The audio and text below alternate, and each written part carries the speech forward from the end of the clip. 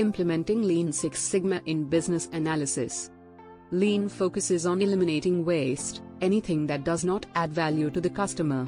It aims to streamline processes, reduce inefficiencies, and enhance productivity by simplifying workflows. Six Sigma, on the other hand, is a methodology that aims to reduce variation and defects in a process. It uses data-driven methods to improve quality. They ensure processes are consistent and reliable. Why implement Lean Six Sigma in business analysis? Process efficiency. Lean Six Sigma cuts waste and inefficiencies. It streamlines workflows to make processes faster and cheaper. Quality control. Business analysts can use Six Sigma to measure and improve deliverable quality. It ensures that requirements are met with minimal defects or rework.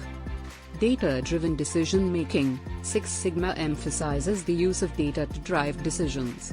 Business analysts can make better decisions using data analysis techniques.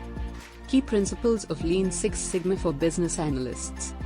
Define value from the customer's perspective. Lean Six Sigma stresses the importance of defining value from the customer's perspective. As a business analyst, I must understand the customer's needs and wants.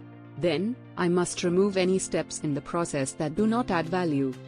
Map and analyze processes. A key aspect of Lean Six Sigma is process mapping. By mapping processes, business analysts can find bottlenecks and redundancies. They can also spot areas of waste. Tools like value stream mapping, VSM, and SIPO diagrams help analysts eliminate waste and reduce variability. Lean aims to eliminate waste. Waste includes defects, overproduction, waiting, unnecessary transport, excess inventory, unnecessary motion, and underused resources.